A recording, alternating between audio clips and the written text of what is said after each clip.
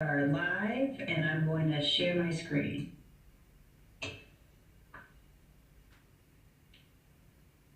All right, well, welcome everyone. My name is Andrew Seiberg. I'm the Director of Ed Prep at the Department of Public Instruction. We very much appreciate you all agreeing to participate as one of the subcommittees for this work.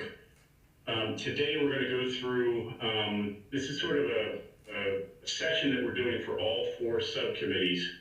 And it's intended to sort of level set so everybody knows what we're doing, what's been done so far, and that you have a clear understanding of what the objectives are and the workload that's going to be happening in the coming months. One quick caveat here is I have my screen on right now so you can actually see me.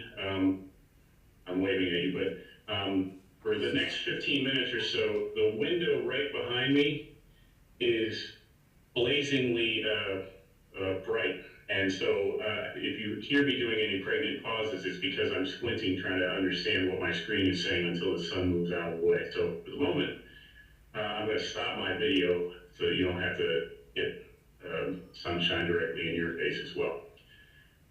Okay, so let's get started here with sort of laying out what this thing is and how it came to be.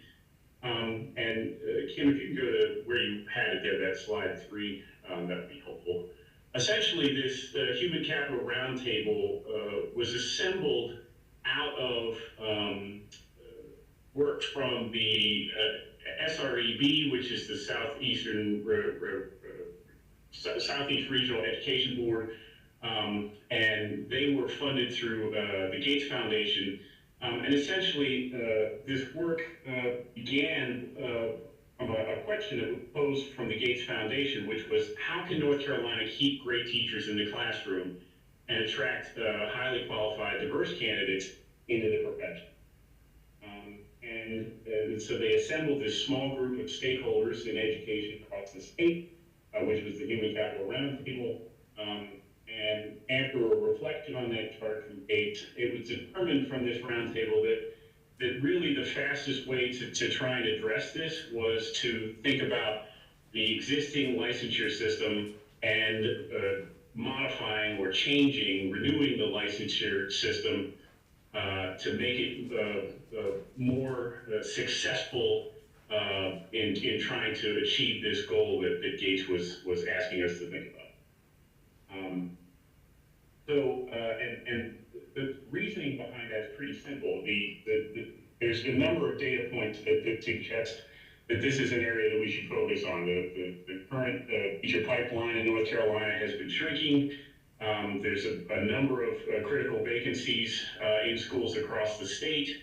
Over 10% of our teachers are inexperienced or uncertified. Fewer than 20% of teachers are of color. Only 5% of college students across the country actually plan to become teachers, and that number is getting smaller. And despite all of these challenges, these sort of resistances along the way, every student still deserves a great education and an excellent and effective teacher.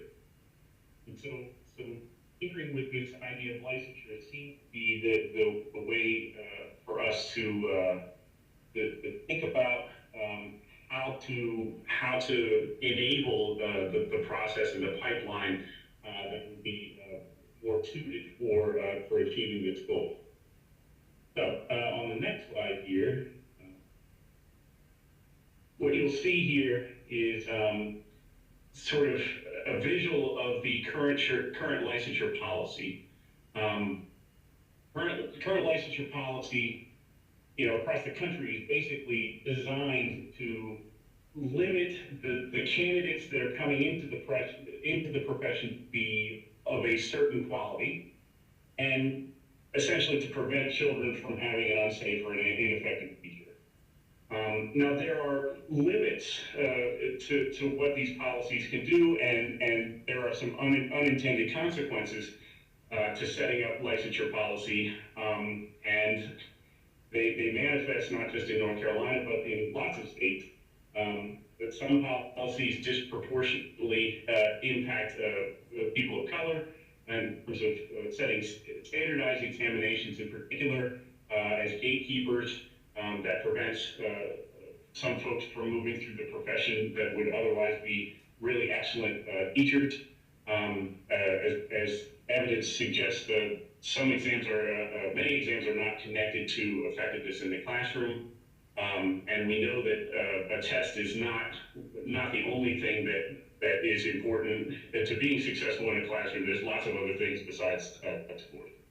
The other thing is that with a narrow entry, and by narrowing the front end of entry into the profession, sometimes that pipeline is restricted.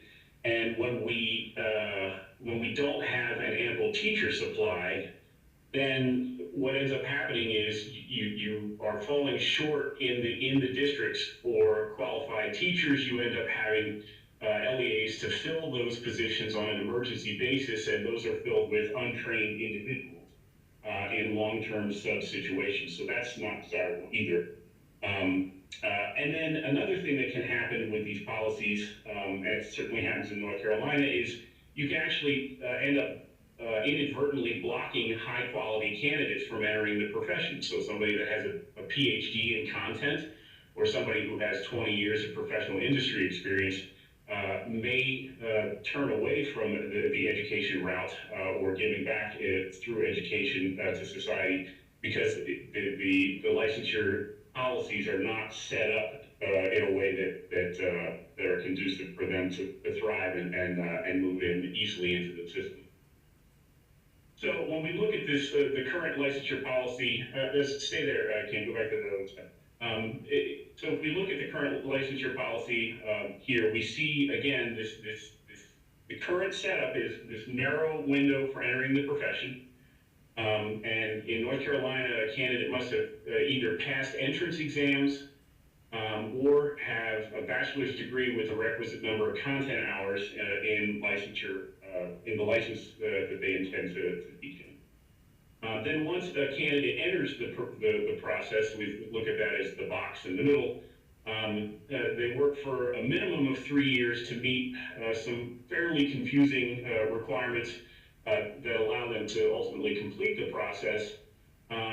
There's not a lot of supports in there to help candidates navigate that process. That doesn't mean there aren't excellent things going on to support some candidates around the state, but by and large, the support is not equally strong across the state. And additionally, we've added a limited license, so that sort of mucking about it for 3 years in confusion land can actually extend all the way out to 6 years. And in that process, there's no real clear off-ramps throughout the process that would indicate that teachers may not be well suited to the profession and they should seek a different profession going forward, or perhaps go a different route. And then we see on the back end in North Carolina, there's a narrow exit from the licensure process, which is contingent on passing test exams, whether that be through the content of the courses that they're going to be teaching, or the pedagogy side, which is manifested in the EdTPA or PPAT assessment. So what I want to make sure people understand here is that in no way is teacher effectiveness ever considered in this process. And that is certainly a limitation when you potentially could be a really highly effective teacher, but not be able to pass a test, then you could potentially be out in the state of North Carolina. And you can tell, for those of you who watch the State Board of Education presentations, the monthly meetings, you'll notice if you've been around for a couple of years that we're constantly tweaking licensure policy, constantly. Licensure 001 is our team laughs that it's essentially, it happens every month. And that's because the current licensure system is not meeting the needs of the state in an effective and efficient way. And so we're constantly trying to put Band-Aids on the existing licensure policy to try and fix things that continuously emerge And that's been going on for years, and it's never really had the desired effect to improve the profession. So with that, let's go to the next slide here. So essentially what the Human Capital Roundtable, their vision in this, they spent the better part of 2 years thinking about this process, and they come up with what they're calling the North Carolina Pathways to Excellence for Teaching Professionals. And this is a vision, this is not totally cooked, and that's why you all are here. Essentially what the roundtable's vision here is to do a couple things. One is to broaden the entry into the profession and ensure that more people who want to teach in North Carolina can actually enter the profession. And then once those people are actually entering the profession, that there is some hands-on support and opportunity for them to thrive in a very structured and scaffolded way to progress towards a continuing license. The supports would include mentoring and professional development assistance that are going to help them become more effective teachers and meet the criteria in this tiered structure, so that they have clear expectations and they have support along the way to thrive. Another component of this vision is to hold all teachers to a very high standard of effectiveness, and at the same time try and create a variety of ways for teachers to demonstrate that effectiveness. So the idea is to move away from just an exam as the gatekeeper, but instead, what ways can we think about all the different kinds of teaching that are going on, and what are the different ways that we can capture and measure the effectiveness of teachers along the way, in order to move them forward in their career trajectory. And then lastly, I got one more thought there, Ken. Then lastly, can we provide ways for highly effective teachers? Can we celebrate those highly effective teachers and provide them some opportunities to advance in their credentials and advance in their salary, with greater opportunities to lead both inside and outside of their classroom, and allow them to continue to teach in their classroom. So they don't, in other words, a really highly effective teacher, can we keep them in the classroom, or instead of the current system, which is, well, I've been a teacher for a while and now I want to stretch my wings a little bit, so I'm going to move out of the classroom to do that. So is there a way that we can put those systems in place? Okay, next slide. So the vision here is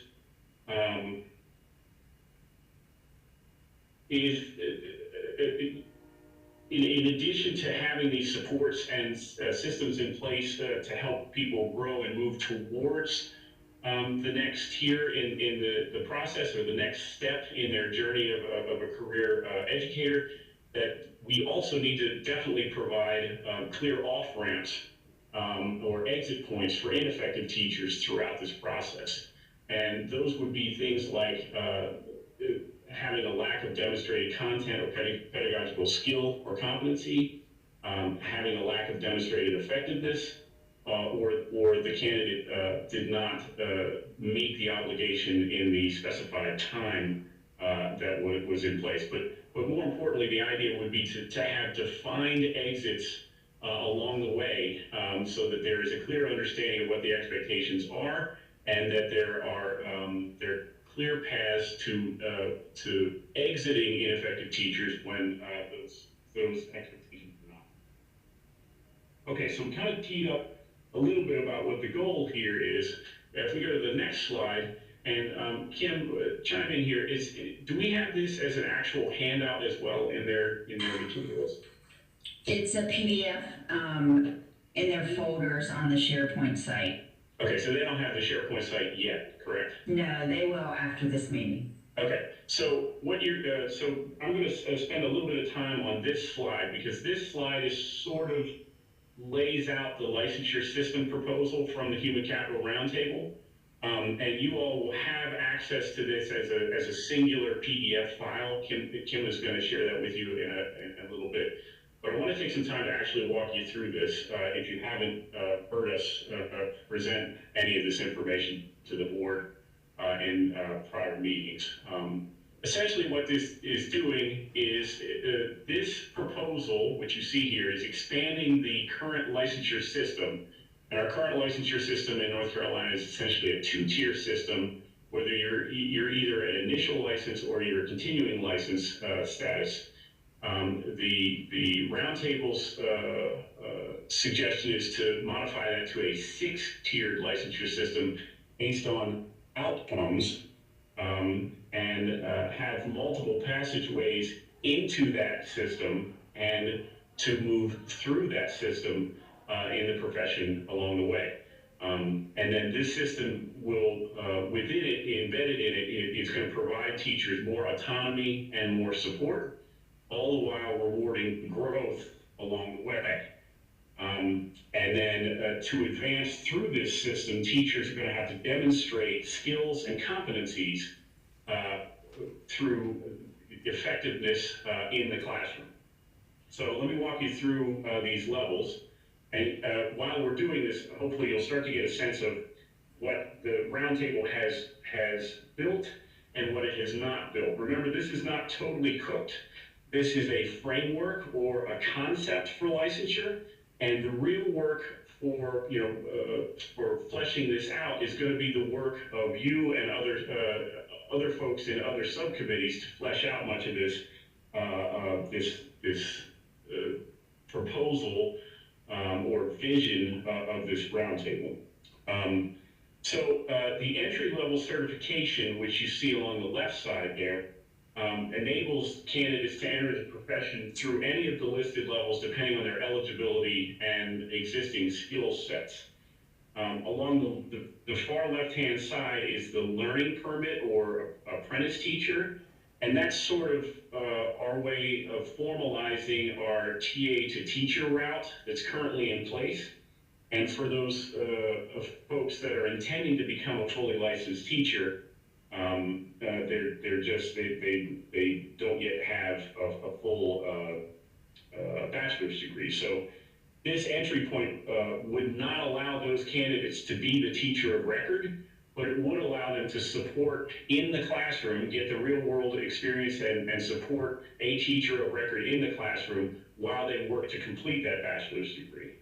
And this is also not intended to replace the existing teacher assistant role, because the roundtable does acknowledge that there are certainly folks who want to operate in that teacher assistant space without a desire to progress to a full teacher of record.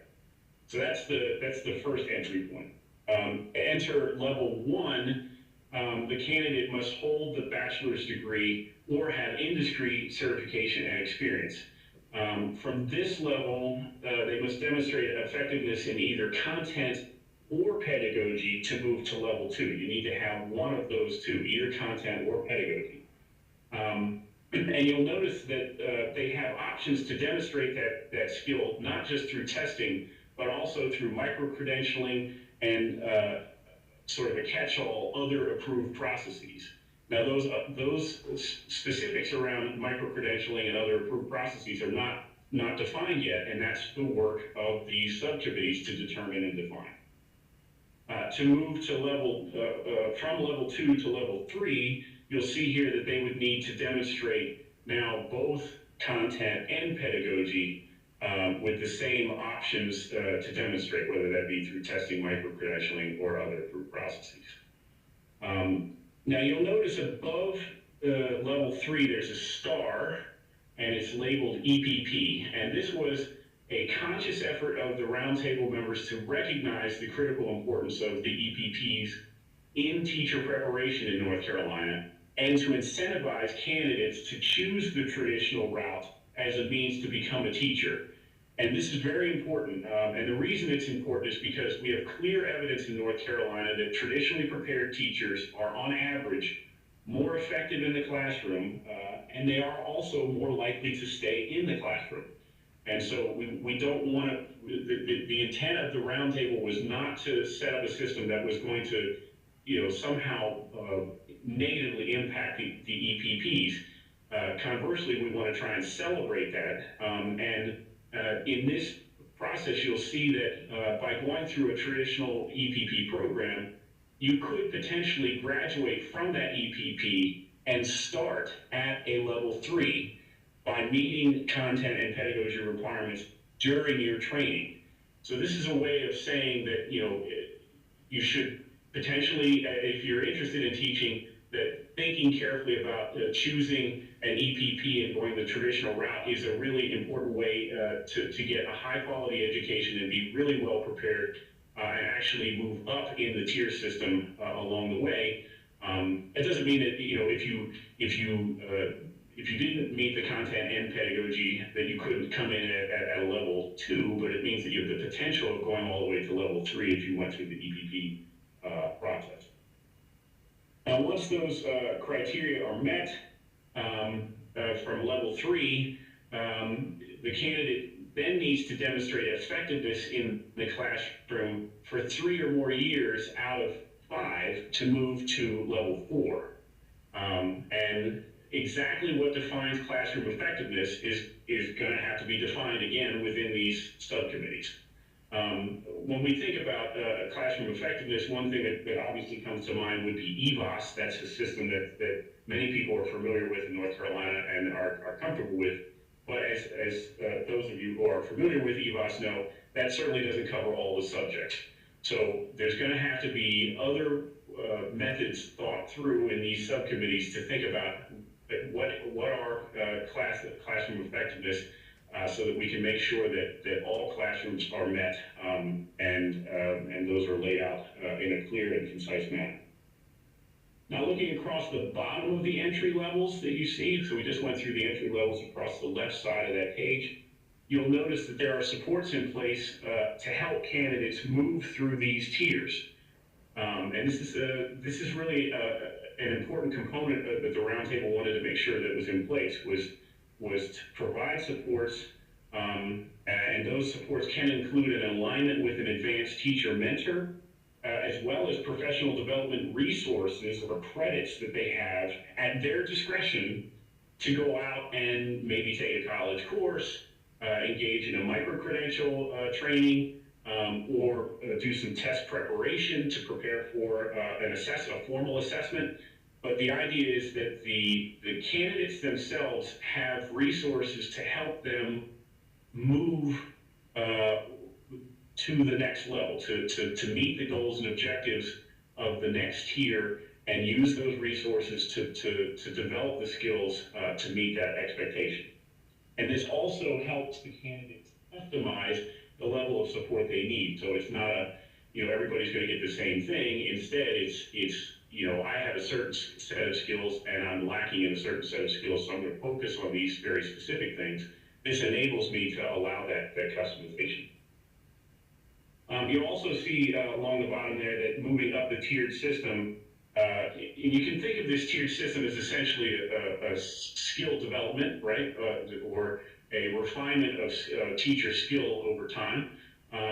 Along with that skill refinement, we see an increase in salary. And this is a departure from just physical time in the system, which is what's currently in place. The longer I stay in the education game, the more money that I make. Instead, this is, no, I'm generating, I'm a more effective teacher. My kids are thriving. I've got a bigger bag of skills. And those are the things that are driving an increase in salary, not just time physically in the classroom. Now, you might be wondering, so what do the actual numbers look like? Again, this is the framework, and the specific numbers are going to be developed by you all, and specifically the subcommittees.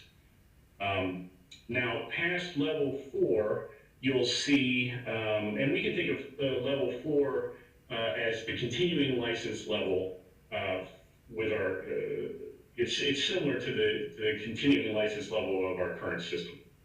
Now, in addition to that, the roundtable really felt strongly about adding 2 advanced level licenses. One is classroom excellence, where teachers are going to demonstrate not just effective instruction, but highly effective instruction with the students for 3 or more years over 5. And this position is intended to enable the highly skilled teachers to work with students in an increased capacity. That is not unlike what's going on right now in the advanced teaching roles across the state. And that's one way of thinking about these. So you have these really highly effective teachers. How can we get those highly effective teachers to have a broader impact on more students? And can we give them differentiated support so that they can really thrive and have a greater impact on students across their school?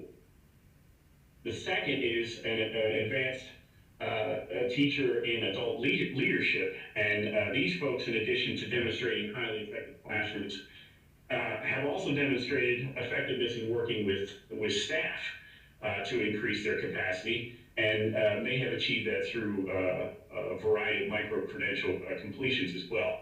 So both of these tiers were developed to provide candidates with a longer career trajectory, right? So that now, instead of just I'm a career teacher and for the next 30 years I'm staying in the same spot in perpetuity, can I set myself some goals and objectives that are going to lend me towards improving my practice, becoming more effective, and having a greater impact on my students and my colleagues, and at the same time stay in the classroom. So this is an intent from the roundtable to provide an opportunity for highly effective teachers to have an option to stay in the classroom, as opposed to wanting to leave to do something else that's outside of the classroom and has a negative impact on the loss of their value in the classroom setting. Now, one last note on this skeleton, and this is really important to know, is that the roundtable developed this movement through the tiers through 2 guiding principles. And these are guiding principles that you're going to hear us talking about throughout all of the work in this subcommittee. And that is the demonstration of skill or competency throughout this tiered progression, that those demonstrations of skill or competency are measurable and that they are performed in an authentic setting. Or another way of thinking about that is that the demonstration is in the presence of students. So if what is going on does not meet either of those criteria, if it's not measurable or if it's not being performed in the presence of students, we're going to push back and say, can you come back to the drawing board and get in a position where those things are actually both measurable and in the presence of students. So again, this is moving a departure away from the current process of sitting through X number of professional development hours, and that's no longer going to be the benchmark. It's going to be more about how can you demonstrate the acquired skill in the classroom. So that's essentially the framework in general. What we're going to do next here is sort of walk through a couple of slides quickly to just sort of walk through some examples, because I know I'm hitting you with a lot of information. Some of you, this is old hat, you know exactly what this is, because in some cases you may have been on the roundtable or you've listened to this presentation. For others of you, this is brand new, so I just want to make sure that you have clarity on the process. So if we go to the next slide here, and can you click one more button there, Kim, so we get the little bubble there? Okay, cool. So here, again, this is just an example of how these tiers play out with a candidate. And here we're starting at the apprenticeship level. Remember, this is a person that does not yet have a degree. And essentially this is their journey towards a continuing license or moving through the system. They would essentially come into the system with at least an associate's degree or equivalent, potentially of an associate's degree. And while they were working towards the bachelor's degree, they could operate in the classroom not as a teacher of record. Once they achieved the bachelor's degree, Then they would move to the licensure 1. From there, they would have to demonstrate either the content or pedagogy requirement, and upon completion of that, they would move to license level 2. And from there, to move to license level 3, they would have to demonstrate both the pedagogy and the content. And then over time, they would have multiple years of measured demonstrated effectiveness in their classroom, which would ultimately lead them to license 4, which is the point at which they would have a continuing license. If we go to the next one, this is essentially, and go down 2, there you go, thanks, Kim. This is essentially starting at the bachelor's degree. So, this would be what is currently known as the teacher in residency. This is a person that might have gone to college and finished a degree, and so they may have some of what they need to have in place, but not everything. In the case of residency, they would need to demonstrate either the content or pedagogy to move forward, and ultimately move to demonstrate their effectiveness from that point forward. So again, with this process would preserve the idea of a teacher in residency in there as well. Can you go to the next slide? The traditional route, which I mentioned earlier, this is again another way of looking at what I mentioned earlier, which is this idea that the traditional pathway could theoretically prepare you to have completed the bachelor's degree and demonstrated both the content and the pedagogy prior to entering the classroom setting. And so you would enter the pathway at the license 3 level, and the only thing that you would need to do from that point forward is to put a couple of years under your belt demonstrating effectiveness, and you would be up to the renewable license from that point forward. So again, if we go to the next slide here, I want to talk a second about this desire from the roundtable for providing multiple ways or options for teachers to demonstrate competency rather than just a test. And again, this is the underpinnings of this is that while there is some evidence that the Foundations of Reading does have some connections towards teacher effectiveness in the classroom, most of the tests do not have a clear-cut path towards teacher effectiveness. And we also know that the test could be a gatekeeper for some, whether that be through financial challenges, or they may not be very good at being test takers. And so the Roundtable's vision here is to create this idea of a menu of options, and they can be, they certainly were not getting rid of the option of testing as one of those options, but are there ways to create competency-based micro-credentials to establish the content and pedagogical knowledge?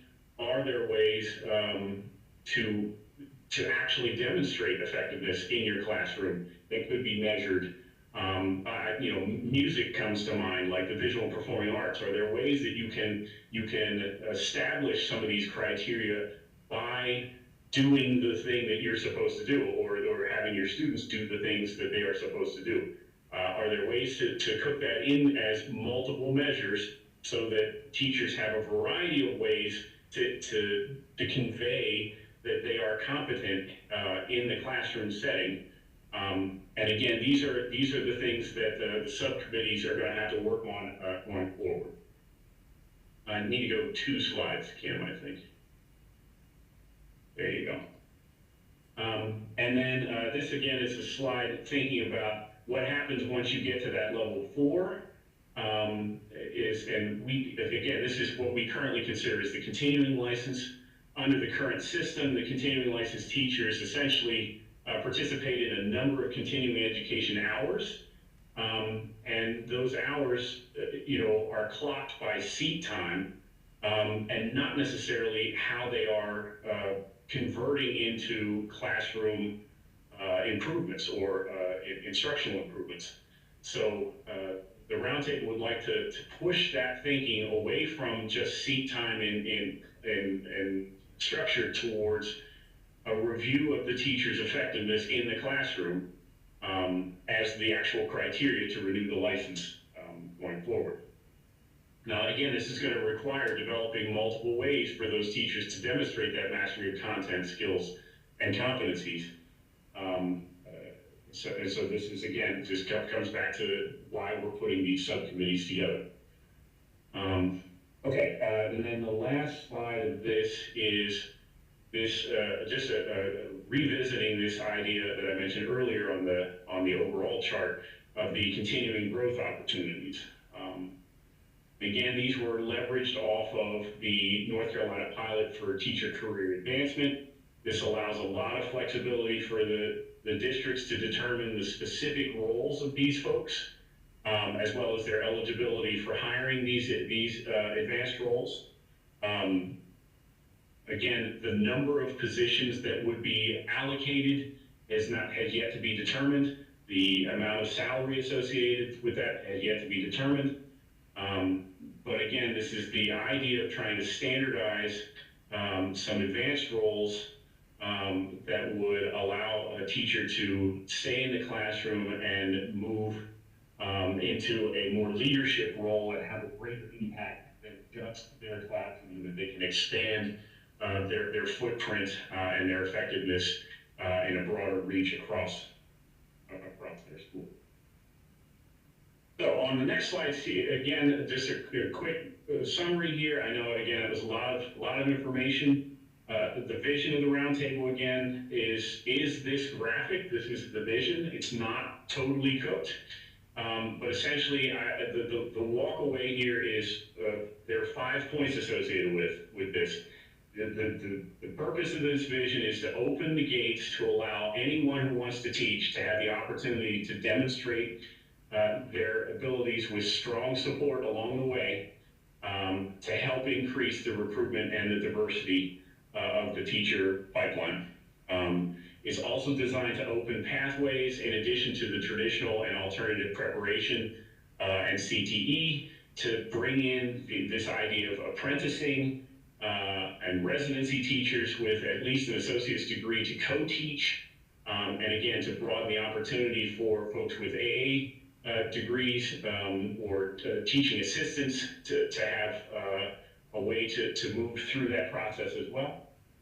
The intent is to rely much more heavily on output measures, not inputs, but outputs, skill mastery, demonstrated competencies, growth, demonstrated leadership characteristics. These are the kind of things that the vision has for this, and not just tests.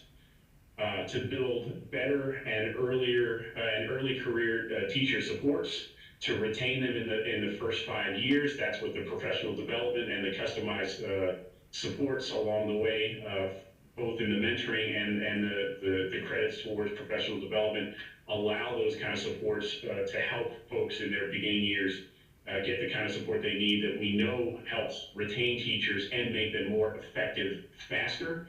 And then lastly, the idea is that this system would help to retain teachers longer with providing advanced teaching roles, so that the administrative path, whether that be becoming a principal or becoming a district supervisor, is not the only path for advancement. Now, a teacher could continue to advance within the classroom setting and get corresponding higher pay associated with that along the way. So that's the intent. We think the roundtable's objective here is on the next slide. If we are able to pull this off, we think that North Carolina is ultimately going to thrive in this environment, because it's going to provide a variety of positive outcomes, including a broader respect for the profession, a broader, diverse, and higher quality teaching force, with increased instructional capacity, a clearer path in the system. The system also invests in the teachers, with the students being the outcomes, and in general, sort of a more stable way of thinking about the educator pipeline throughout the process. So that's the system in a nutshell. if we go to the next slide, I want to talk a little bit about how this how you guys came to be, you subcommittees. Essentially what happened is the roundtable, again, through this grant with Bill and Melinda Gates and the SREV group pushing us for the past 2 years, we came up with this vision and we presented this vision to the State Board of Education, I want to say maybe a month or two ago. You know, obviously it's a skeleton, it's not fully fleshed out. And so after the State Board of Education heard that, they directed to the Professional Educator Preparation and Standards Commission to essentially flesh this thing out. They basically said, this is a good start. Can you go and develop the policy and procedure recommendations to actually make this thing happen? And can you identify where the hotspots and challenges are for the implementation? And that might include potential changes to not just educator policy, but the actual law behind it. We might have to modify law. Where are those things, and how do we, you know, what are those things and how do we change those things? And in addition, we recognize that you roundtable folks are a very small group. How do we broaden the stakeholder input? And the reason for that is because we want to know there's when you add more people to the equation, you get a broader understanding of all the different permutations that are out there in the system. These subcommittees have been very carefully developed with experts from the field, with board of education members, with stakeholders, with leaders, and just a variety. If you think, if you cut education vertically, there's so many different perspectives are coming into these subcommittees, and that's to broaden that stakeholder input to do the actual work, roll up the sleeves and actually put flesh on this skeleton that's been designed, and that's what you all are here to do. So on the next slide, what has happened is Chairman Miller, as the leader of the Professional Educator Preparation and Standards Commission, he has created 4 subcommittees. And that's what we're going to do next, is we're going to walk through these 4 subcommittees. And essentially what he's trying to do is say, well, we have this system that needs to be developed. Let's develop it in 4 separate buckets. And at the same time, we know those separate buckets have plenty of overlap, so we have to be careful where we can have some cross-pollination, and where we have to make sure, if one group builds something, that the other group is aware of it. But essentially, the 4 buckets that were developed by PEPSC are the advancement and development. You can think of that as the professional development, micro-credential side of things.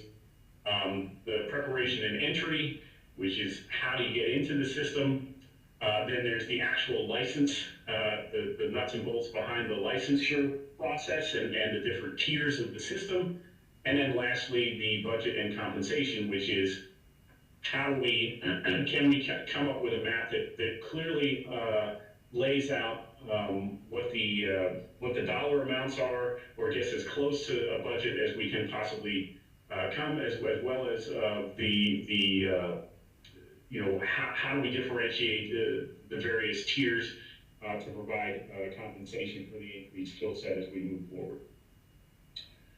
So this next slide here is, now that you have sort of an understanding of what the work is and the 4 different groups, I want to talk about what the role of the subcommittee is, and definitely what it is not. Just to sort of put the subcommittee in a little sandbox, as it were. Essentially, what we're trying to do here is we're trying to make this vision of the roundtable that's been formally recognized by the board. We were trying to actualize that and get that thing to actually function. That doesn't mean, as we journey through this process, that maybe a subcommittee comes up with something that is a departure from the actual vision, in terms of maybe it's a different tier system, or maybe something that radically departs from the vision itself. But we are tied to and obligated to do what is asked of us of the board, which is to actualize this given vision. If the roundtable were, or the subcommittee were to come up with something like that, and it got good traction, and the subcommittee felt compelled to move that forward. We did a presentation yesterday, and one of the board members was on there, said we can set some intervallic sort of progress reports back to the board, and we could potentially bring that stuff back to the board. But again, this is all tied to the structural process of how these things work. So we're going to try and uphold the vision as it is and work within that vision. We're also going to focus on the areas that we're assigned. So the subcommittee that you're assigned to is the area that you're going to really focus on. That doesn't mean you don't come up with other ideas, but those ideas need to be tabled at such limited time to actually work on this. We want to make sure that the area that you're assigned is the area that you're focused on. There are plenty of other folks that are thinking about things, and if you have additional ideas you want to share to those other subcommittees, that's the role of myself and Kim Evans and Tom Tomberlin as facilitators of this work. You can get that to us at a different time through email or other communication, but to stay focused on the subcommittee area that you've been assigned. Third is we are to identify challenges. There are obviously going to be challenges. I'm sure your wheels are turning already about the obstacles that are in place, and we need to come up with ways to come up with solutions. This has got to be a solutions or workarounds or ways to again actualize this. This is the purpose is to make this come to fruition, not to put barriers up and walk away and try and make it go away. This is our effort at trying to see if we can create this vision in a way that actually gets some legs.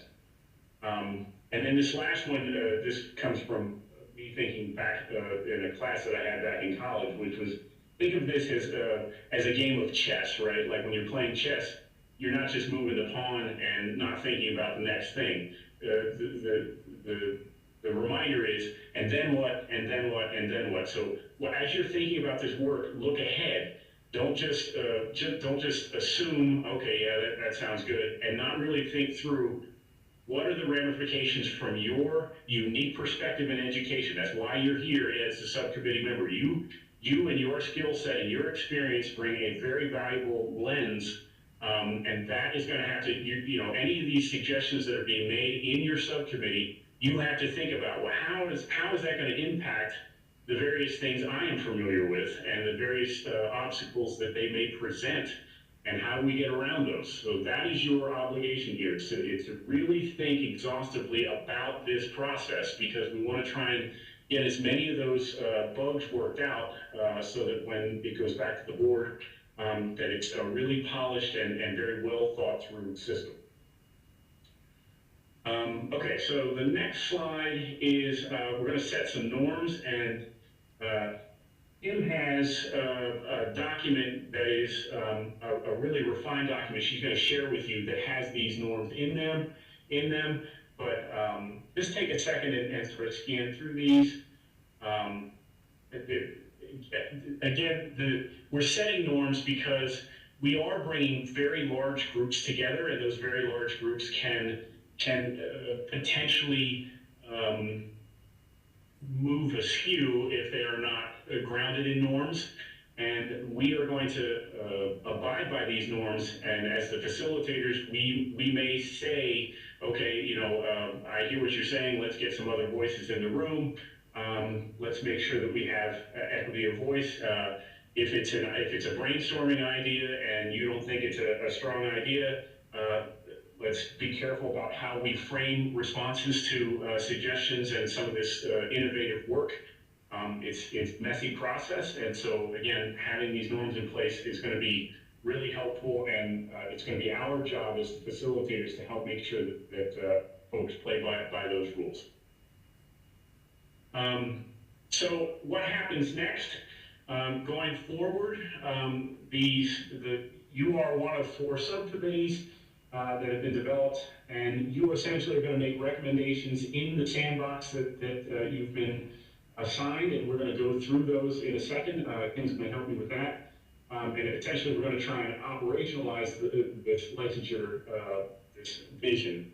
And then once you have done all the work that you can do here, the subcommittee recommendations, the suggestions and the refinement that you're going to make moves back to the Professional Educator Preparation and Standards Commission for a review.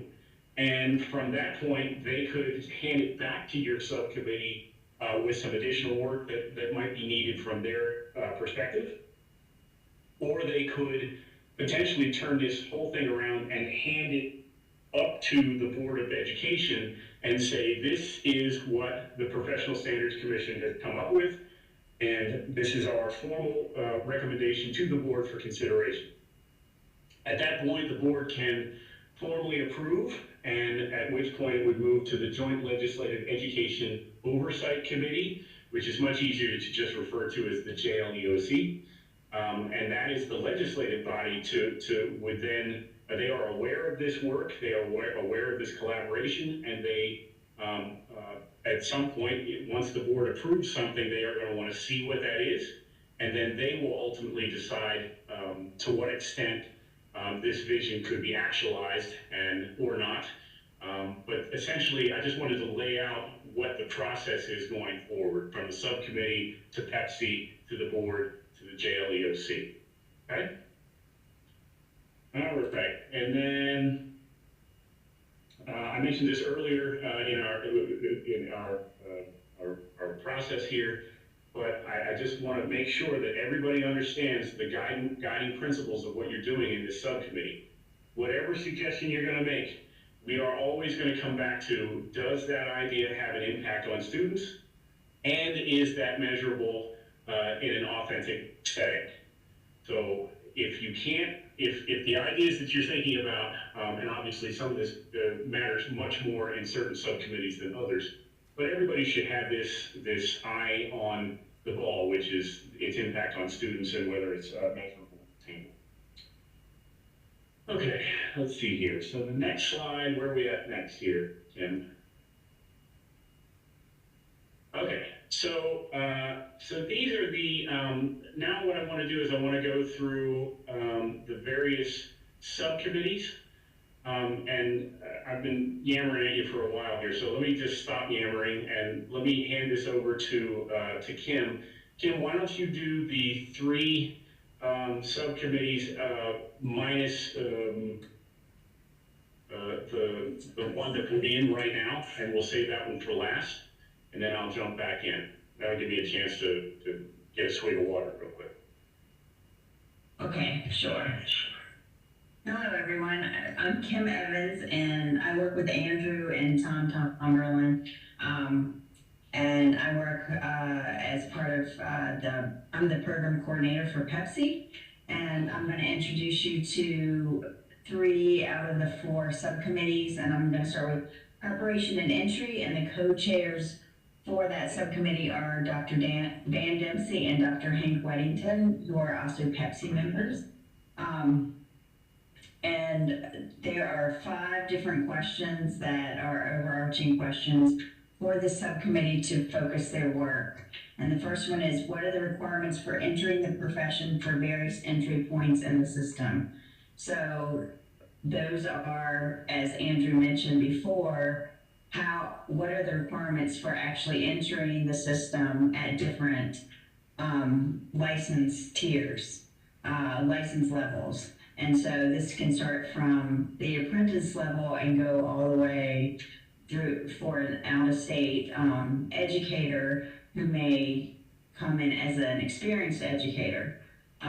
So we really need to think for the subcommittee what the requirements would be for entering at different points in a teacher's career and for different teachers, situations for different teachers. And then we're gonna go into what is the role of the EPP in supporting early career teachers regardless of pathway.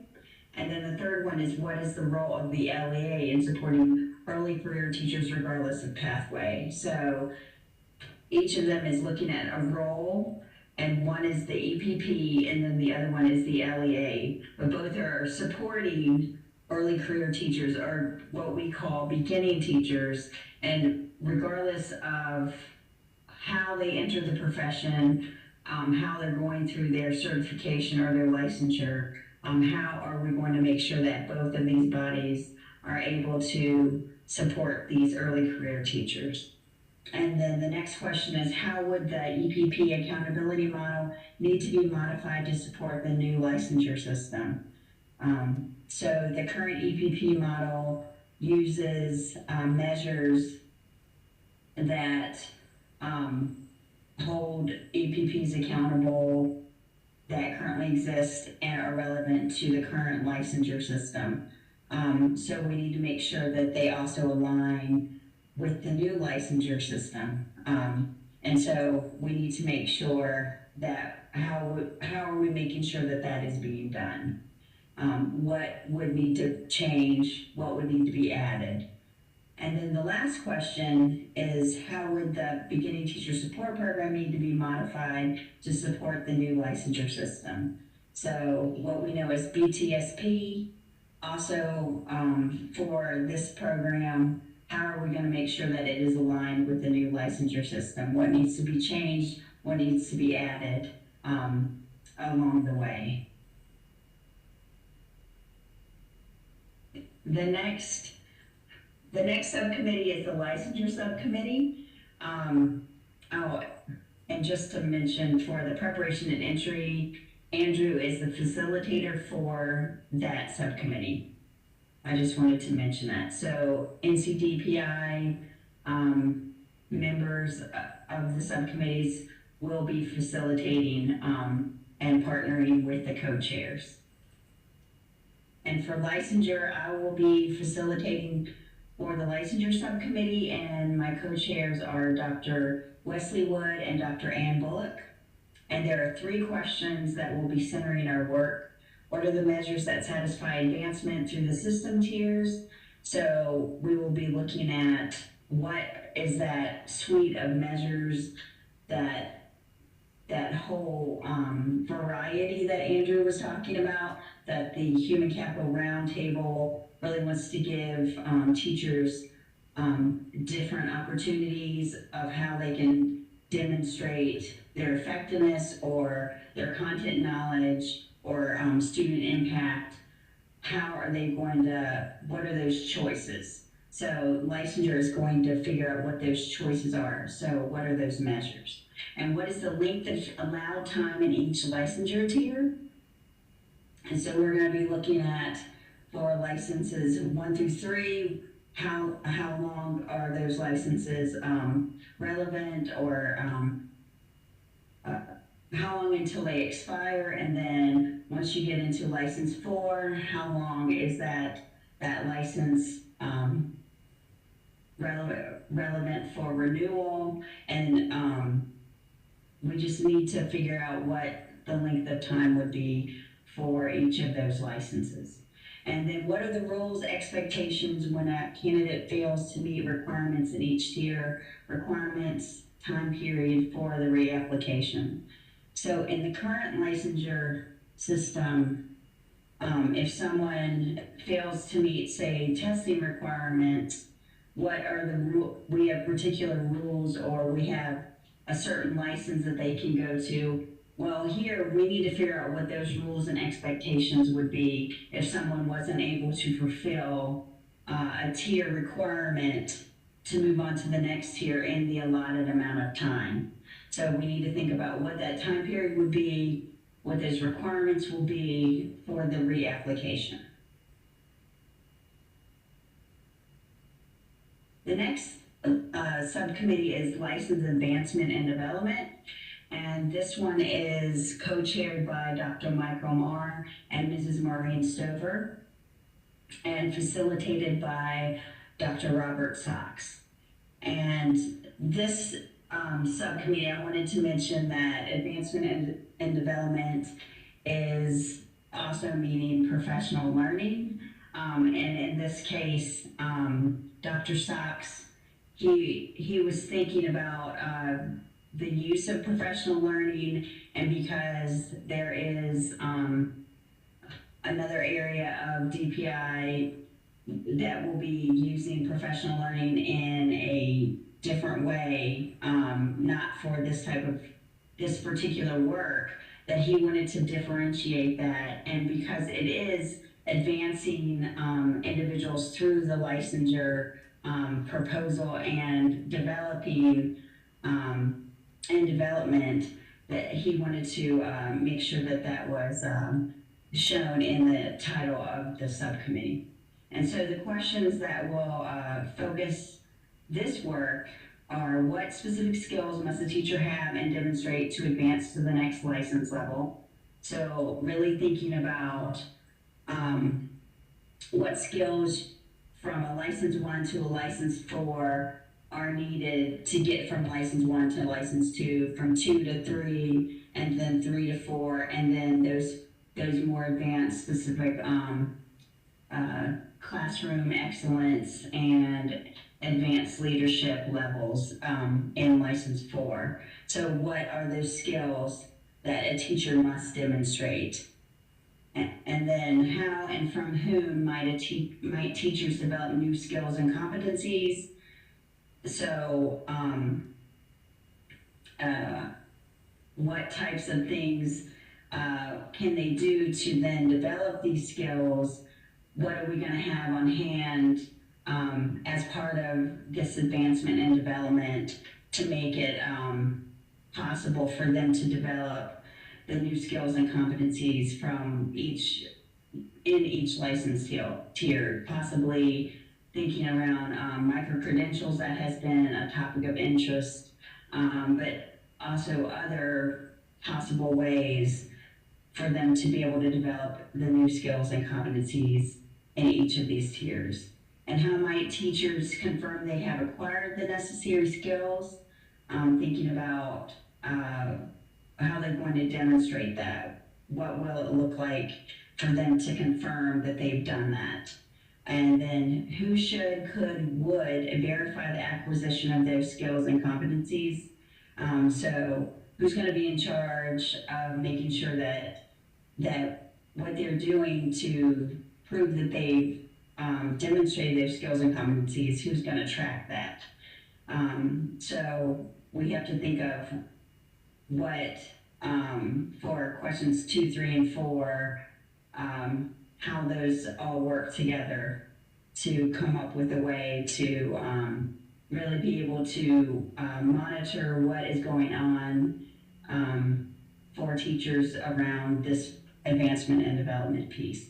And what is the relationship of the North Carolina Professional Teaching Standards and NESAS to this work? So thinking of those pieces and how they fit with advancement and development, and how does this affect the ways teachers receive support from others, from principals, mentors, and teacher leaders? So where do they fit in this whole in all this work? And now I'm going to hand this back over to Dr. Seiberg for him to go dig right into budget and compensation. Okay, so I'm going to put myself back on here because it's not blinding behind me anymore, so good to see you all. The budget and compensation, which is your subcommittee, we've come full circle. We're back to you all. Just want to lay out, these are the critical areas that, they're not the only areas, but they're the critical areas we thought we'd share with you to help frame your thinking around your work going forward. This group is going to be led by Dr. Anthony Graham, as well as Dr. Aaron Fleming. I'm going to give them an opportunity to chime in here in just a second. They'll be co-chairing the work going forward and sort of steering and organizing, how we're doing this work. But essentially the questions here are pretty obvious. How are salaries included into these various licensure tiers? Can we develop those in a way that are commensurate with the budget that is currently allocated out there? How does this, in terms of you're sort of anticipating where folks are in those various buckets, in terms of the different tiers. So how many folks are in these various tiers, and how much money is that going to cost, and how do we move those folks forward? how many positions can we allot for the advanced salaries in the advanced licenses in sections 5 and 6, tiers 5 and 6.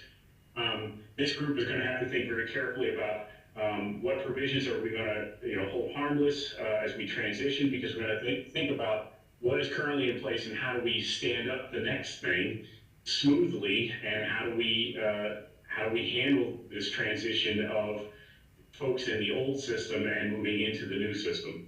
There's also going to be some careful consideration in this group about how out-of-state candidates who are coming from potentially different systems, how are they going to be integrated into the new system?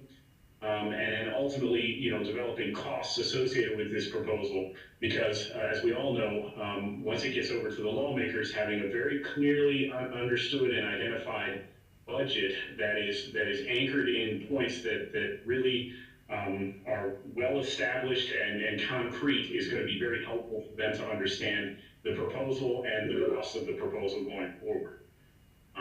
So that's sort of the framing of the work that you all are faced with in the near future.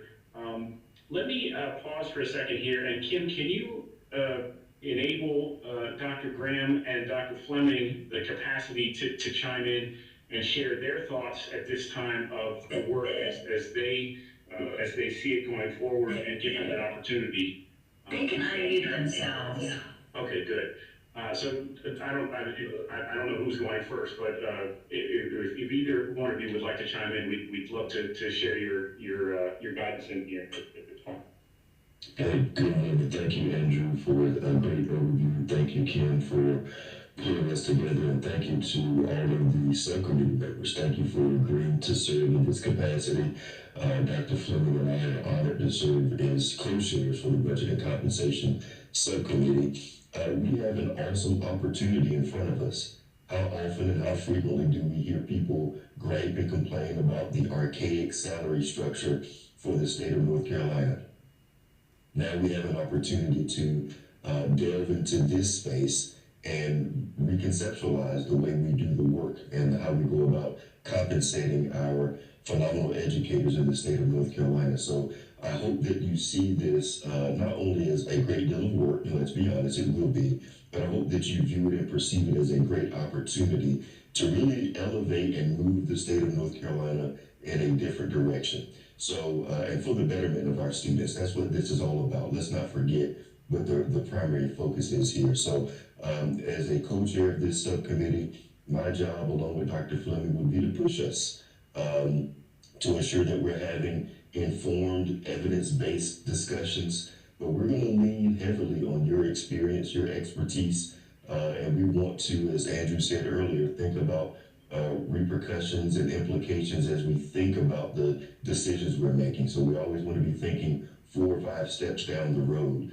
and not just thinking in a very narrow, myopic way. So I'm excited to serve in this capacity. I'm excited to serve alongside you, and I look forward to jumping into this work. So Aaron, I'm going to turn it over to you, sir. Well, thank you, Dr. Graham. Appreciate your service on this. I do want to thank Andrew and Kim for working with this committee and working with PEPSC overall and the work they do at DPI. I echo Dr. Graham's comments as well, and thank you to the subcommittee members who have agreed to serve on this. I think of all the subcommittees, I'm probably partial now, but I do think ours is probably the most important.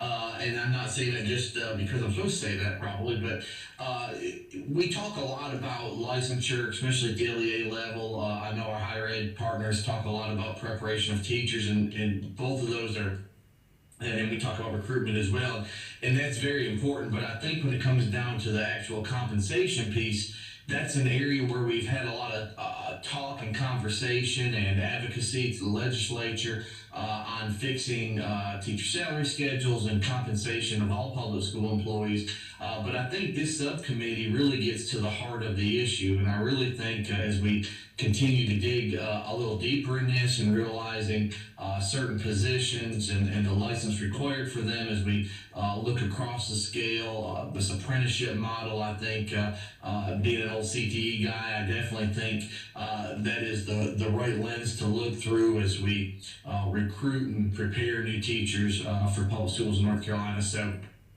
I'm excited. I hope you guys are. I do believe it's going to be a lot of work, but I believe at the end of the day, we're going to come out with some really good recommendations that will cost the state more money, I think. And I think because of that, we do need to have good research-based strategies and be able to prove how we need to compensate our education professionals and why it's worth the investment for our State Board of Education and for the General Assembly. So thank you so much again, and I look forward to working with all of you. Thank you, gentlemen. I appreciate your thoughts on that. I was going to invite Superintendent Truitt to chime in, but it looks like he had to drop off. If she comes back in, we'll give her an opportunity to chime in as well. The next thing what I'd like to do is invite Kim to share some office maintenance kind of stuff and housekeeping. And then I want to open the floor to you all to ask questions, because I know we bombarded you with a ton of information. So we'll take an opportunity to see if we can answer some questions from that point. So Kim, can you walk through some of the housekeeping? Sure. Good morning again, everyone. Before I start on this slide, I just wanted to let everyone know that all of our meetings are public meetings, and they are live streamed during the meeting, unless there's any kind of technical difficulties. And so they are also recorded and archived on the YouTube channel for North Carolina Department of Public Instruction. And I will be making the recording available, and I'll show you on the SharePoint access in just a few minutes where that will be housed. So I'm going to dig right into the role of the subcommittee co-chairs and the role of DPI staff. And as I mentioned before, there's a partnership between the co-chairs who are PEPSC members and DPI staff. We will make sure that we work together to get the agendas together, get the work together, and as DPI staff, we will be facilitating along with co-chairs. However, I just want to mention that this particular meeting, it was very DPI staff heavy, but from now on, I foresee that it will be co-chairs providing much more of the leadership, because they are the leaders of the subcommittees. We are here to provide support. And then going into the setting meetings, the procedure for that, for this meeting and the next meeting, which I'm hoping is later in April, I'm using the doodle poll that I provided to you a little while ago. And from there, I'm going to talk to co-chairs and hopefully have set times at least once a month for each subcommittee to meet. And you may be provided with a survey link to figure out what day of the week during a certain week of each month to set up a meeting time. So be on the lookout for that. And I'll regularly be emailing the subcommittees anyways for you. It won't be a surprise. And then I wanted to let you know more about materials and resources and where you can find those. I know prior to the meeting, you received the newsletter, which provided the agenda and different information, introduction, and a meeting preview for this particular meeting. And I wanted to just review the newsletter and then go into the SharePoint site that is for subcommittee members of all 4 of the subcommittees. So I'm going to exit the PowerPoint.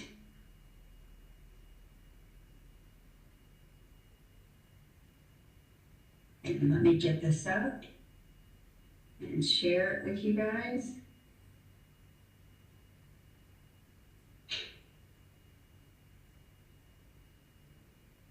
Can everyone see that? Yep. Okay. I started talking yesterday and it wasn't shared, so I wanted to make sure. So this is the SharePoint site, and this is our homepage. If you click on any of the, if you click on your particular icon box, then it will take you to your documents. But I also want to show you that this document tab right here will also get you to all 4 of the folders for each of the subcommittees.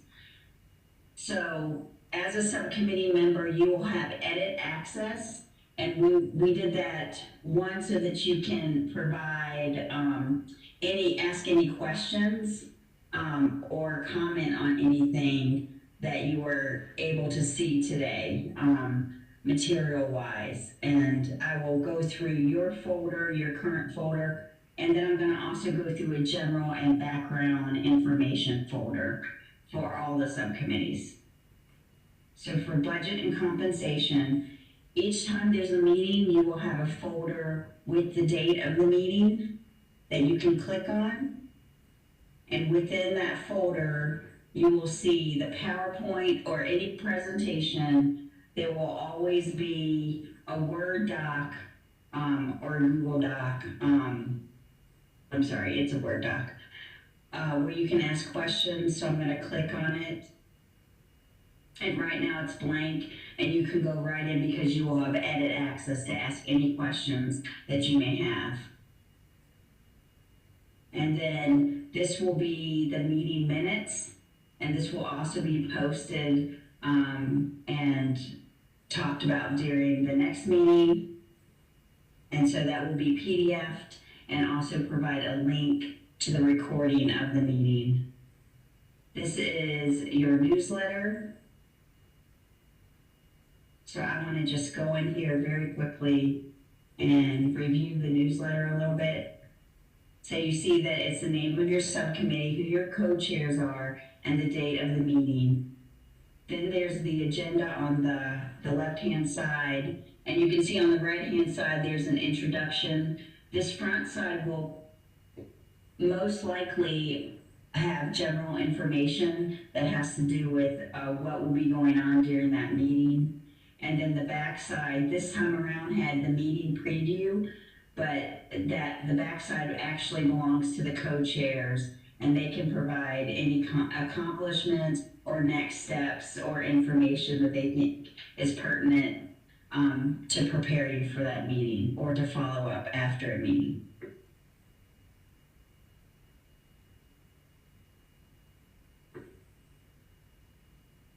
And then these are the guiding principles.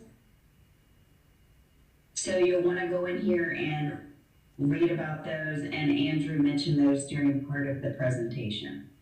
So these are in more detail. And it's a 3-page document.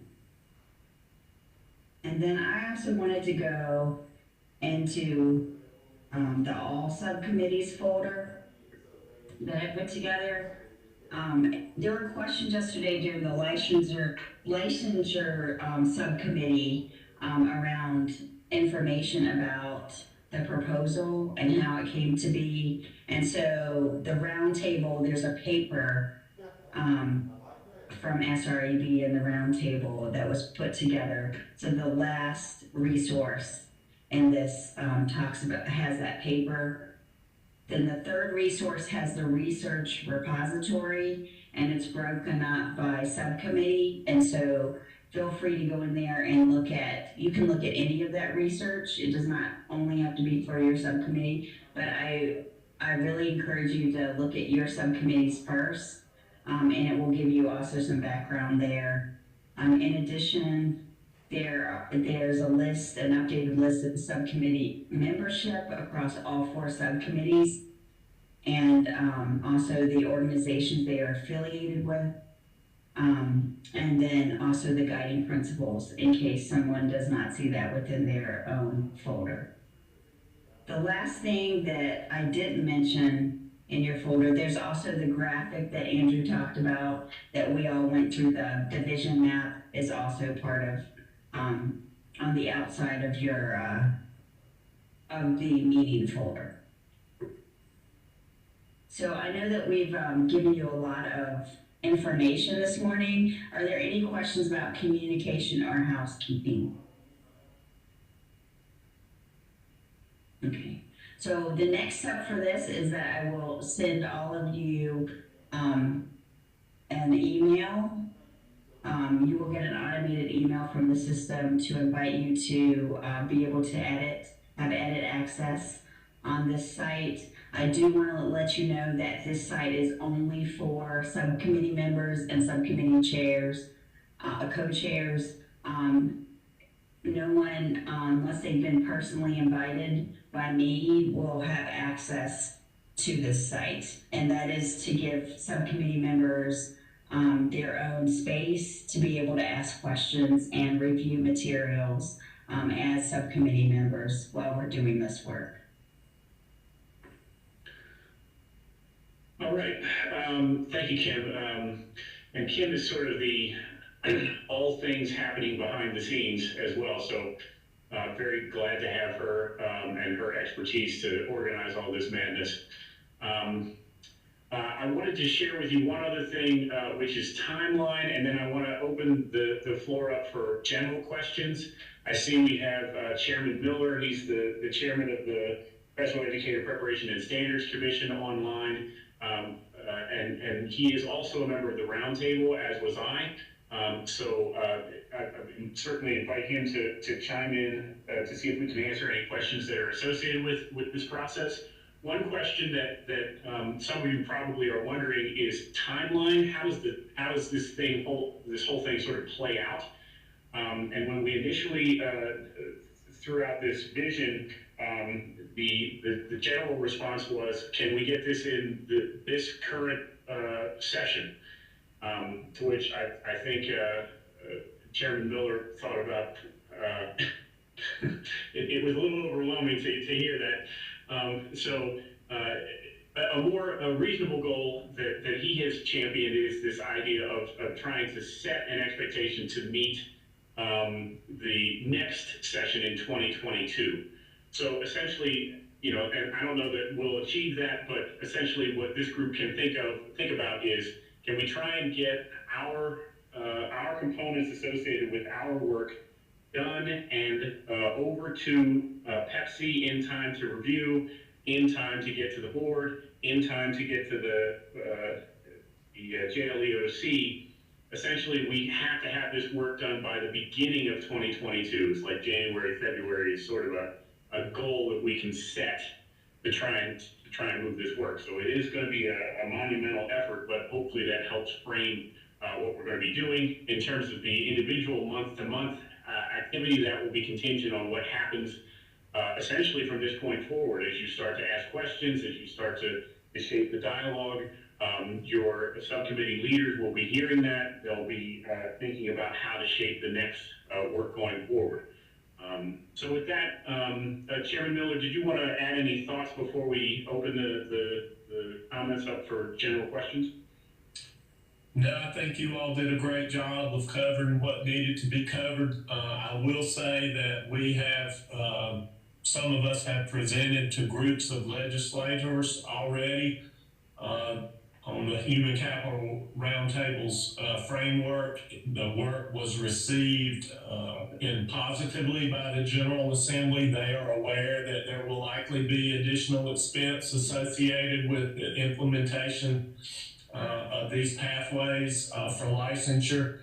And as Senator Ballard encouraged us, this is our chance to think big, and so I would encourage you all to take her advice and think big and be bold, and let's let that guide our work. So thank you for all of you for your time and your energy. This is going to be a really big lift, but I think as you heard Dr. Seiberg say in the presentation, when we get this done and approved, we'll be the first in the nation to undertake such a unique and innovative look at licensure and how we pay our excellent educators. So thank you, Dr. Fleming and Dr. Graham, for your service as co-chairs, and I can't wait to see what we come up with as we move through this process. Thank you.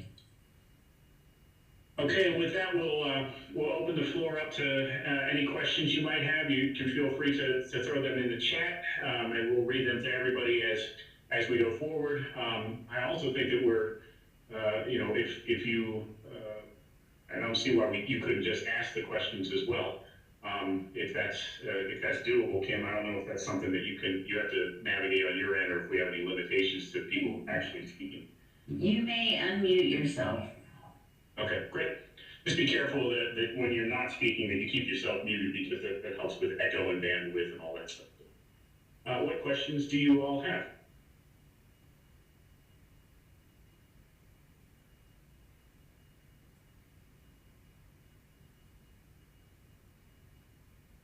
This is Ethan Linker at County, not necessarily a question, but piggybacking on Chairman Miller's statement. We have met with our legislative delegates here in Pitt County, and we have shared several pieces of this work with them.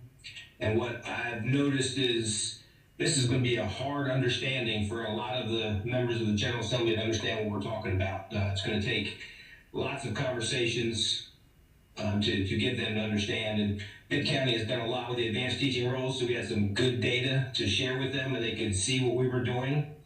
So that kind of helped, but trying to understand, which I think this is a great thing we're putting together, but it's going to take just a heavy lift to get everyone on the General Assembly up to speed on what we're trying to do.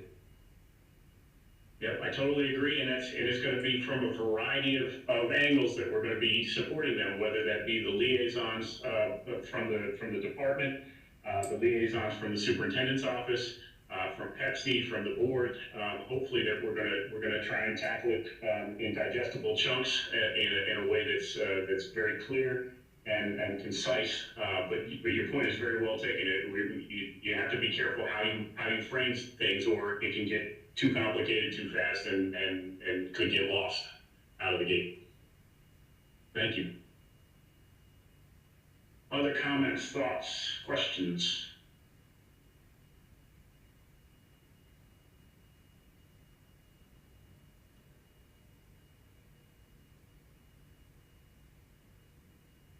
I think everybody's ready to get to work. Yeah. Okay. Well, with that, let me just close by saying on behalf of Kim and I, Robert Sox is in the background as well, as he's facilitating one of the subgroups, and even Tom Tomerlin, who's not with us right now, has been able to listen in. From all of us at the department, we certainly thank you for your time. We thank you for your service. This is going to be a really, it's a heavy lift, but it's going to be a really interesting and engaging lift. I'm hopeful as well. So with that, we'll go ahead and end the session, and then for the chair leaders, for you two, if you could look to communication via Kim on as we think about developing the next steps as to how you want to proceed going forward with our opening salvo at that point. And let me go ahead and give you an opportunity if you'd like to share any final thoughts, the vice chairs to the subcommittee. Any final thoughts before we close out?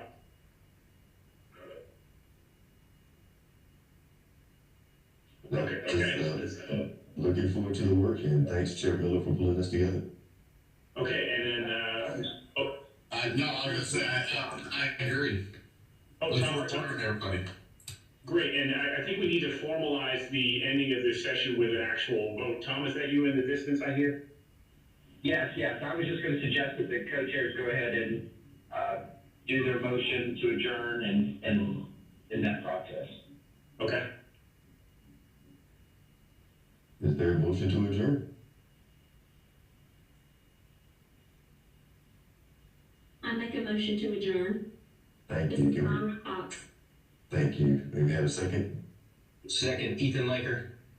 Thank you. It's been moved and properly seconded that we adjourn. Meeting stands adjourned. Thank you all. Take care. Thank you, everybody. Take care. All right, bye-bye now.